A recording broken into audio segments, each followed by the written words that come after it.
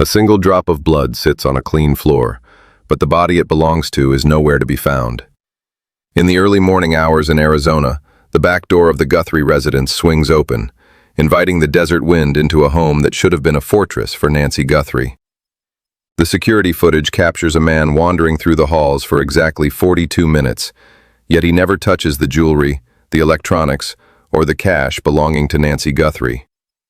Behavioral profilers are now looking at this footage and seeing something the public missed, a staged performance designed to fail. If this was a kidnapping for profit, why has there been no proof of life for Nancy Guthrie in 94 days? If the man in the mask was a professional, why was his weapon mismatched to his holster and his movements inside the home of Nancy Guthrie so aimless? Most importantly, if this man was the key to finding Nancy Guthrie, why do experts now believe he was silenced by his own employer before the first sun rose? We are going to look at the three questions that mainstream media is afraid to ask. Was the blood at the Guthrie residence planted to mimic a struggle involving Nancy Guthrie?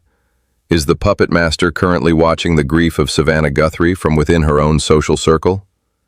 Could the man on the camera have been a tool used by those closest to the family, like Annie Guthrie or Tommaso Cioni? The final discovery, hidden in a laboratory in Quantico, will be revealed at the very end of this investigation. The story you have been told is only the surface. What lies beneath was never meant to be documented. The timeline of normalcy always hides the first fracture. On the evening of the disappearance, the routines inside the Guthrie residence appeared entirely unremarkable. At 7 p.m., standard neighborhood activity was recorded in the surrounding perimeter of the home of Nancy Guthrie.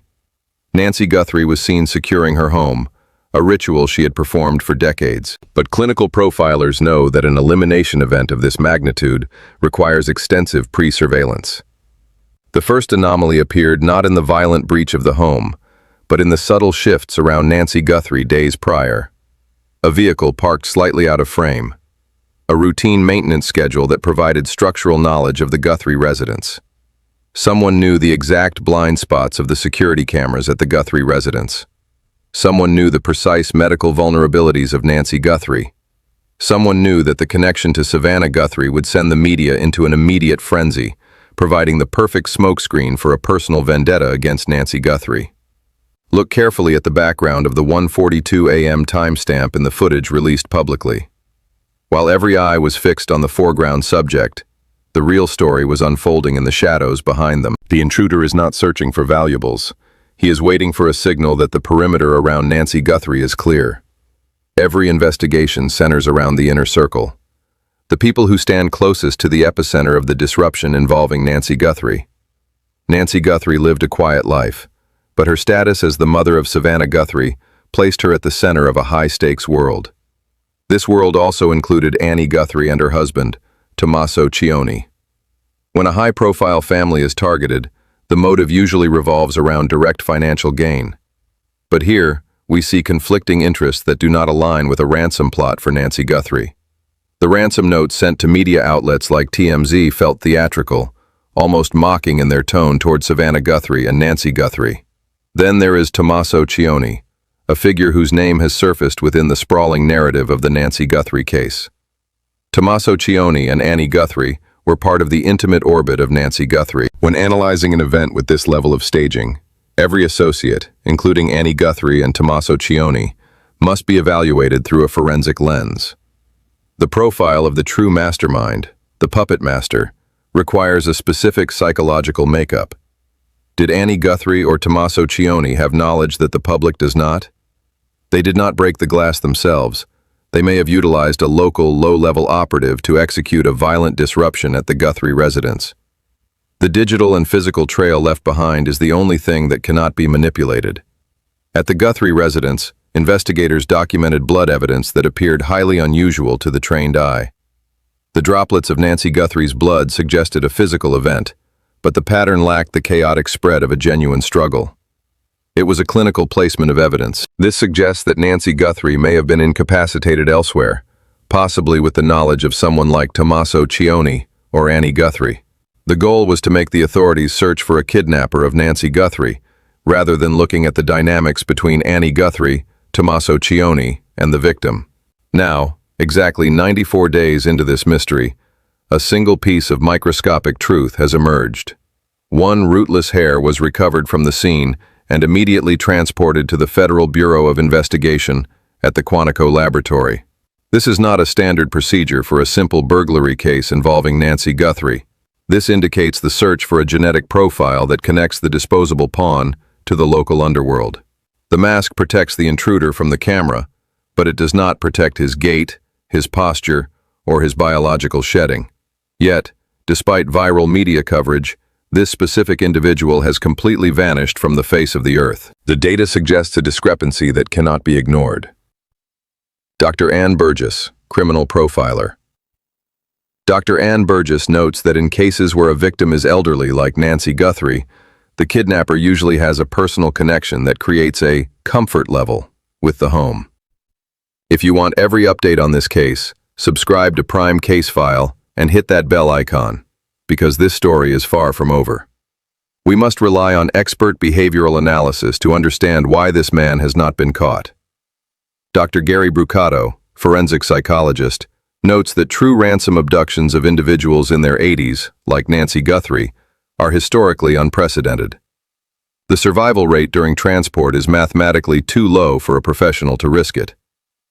Dr. Casey Jordan, criminologist, highlights the extreme amateur nature of the intruder at the Guthrie residence. This pawn was likely a local individual, perhaps someone known to Tommaso Cioni, Annie Guthrie, or other associates, hired for a fraction of a supposed ransom. Once the media storm erupted around Savannah Guthrie, this pawn became a liability. Every action taken by the intruder inside the Guthrie residence points to a mind following a poorly constructed set of instructions. The front door was approached. The back door was left open. The flower pots belonging to Nancy Guthrie were moved.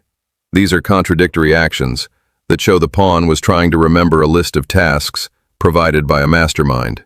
The geography of the escape route tells the final piece of the story. The Guthrie residence sits in a location that requires specific vehicular routing to exit the perimeter unseen. To vanish without a trace requires a planned secondary location where the pawn was met by the puppet master, potentially someone with the resources of Tommaso Cioni or Annie Guthrie. The distance between the Guthrie residence and the nearest unmonitored county line is exactly 14 miles. At normal speed, that journey takes 22 minutes. So why did the signal go dark for 42 minutes?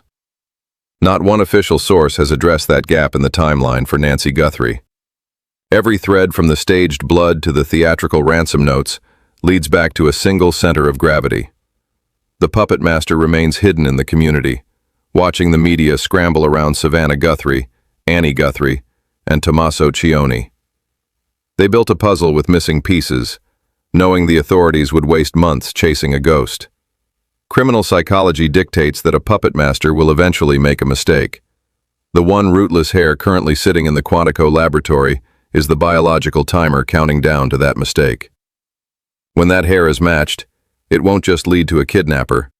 It will lead to the person who used him as a tool against Nancy Guthrie. This is not the first time these exact circumstances have appeared together.